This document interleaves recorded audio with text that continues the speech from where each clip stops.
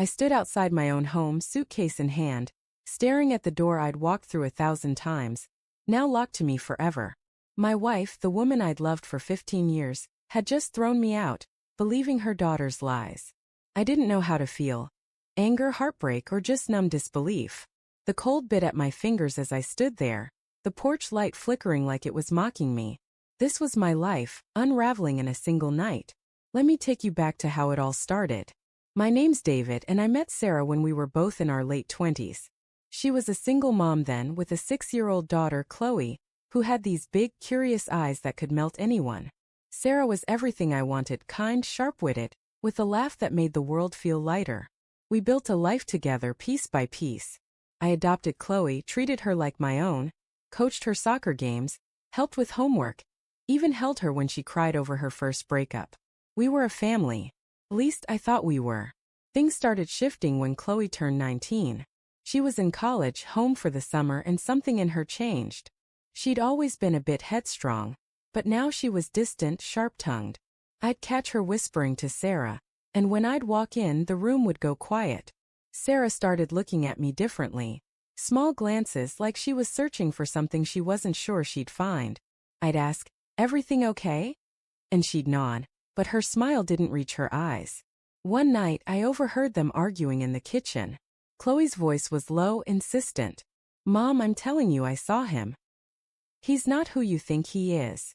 My stomach dropped. Saw me? Doing what? I stepped in, trying to keep my voice steady. "What's going on?" Chloe just stared at me, her face cold, and Sarah wouldn't meet my gaze. "It's nothing, David," Sarah said, but her voice trembled. I pressed, but they shut me out. That was the first crack in the foundation. Over the next few weeks, the house felt like a minefield. Sarah grew distant, sleeping on the edge of the bed, her back to me. Chloe was always there, hovering, watching me like I was a stranger. I'd find excuses to stay late at work, dreading the tension at home. Then came the night everything broke. I got home late, exhausted, and Sarah was waiting in the living room. Arms crossed, eyes red from crying. Chloe stood behind her, smirking. "David," Sarah said, her voice barely above a whisper. "Chloe told me everything." "How could you?" I froze. "Told you what?" "Sarah, what's going on?" She shook her head, tears spilling. "Don't lie to me. She saw you with that woman. She saw you at the hotel." My heart pounded. Hotel. Woman. I hadn't been near a hotel in years. I tried to explain, but Chloe cut in, her voice venomous. "I saw you, David. Last month at the Marriott. You were with some brunette, laughing, checking in. Don't act innocent." I stood there dumbfounded. I hadn't been to any Marriott. I hadn't been with anyone.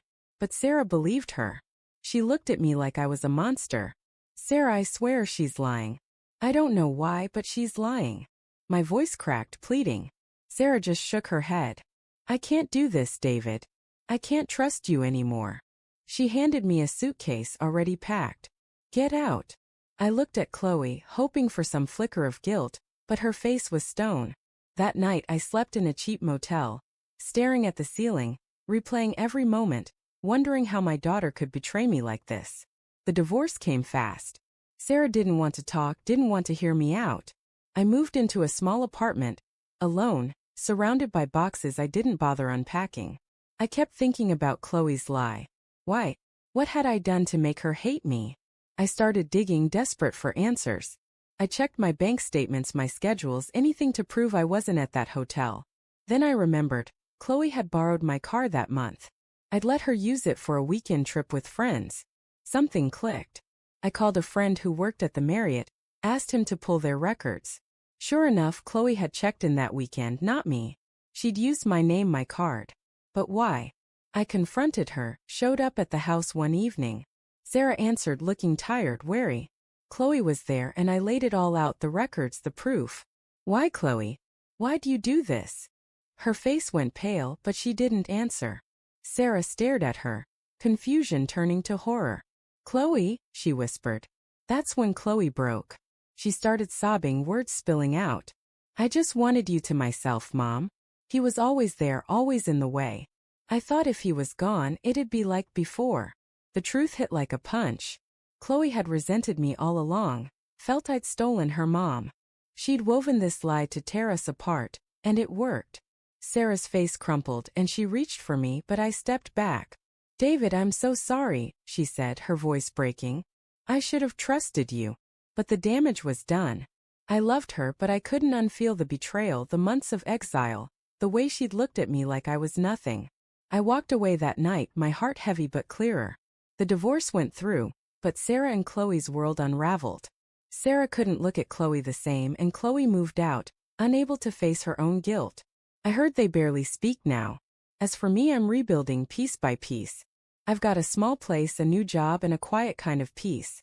Some nights I still think of Sarah's laugh, the way we used to be. But I've learned something.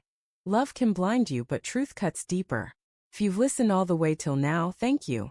It means a lot to share this story, to know someone out there hears it. Your support keeps these moments alive, and I'm grateful for that.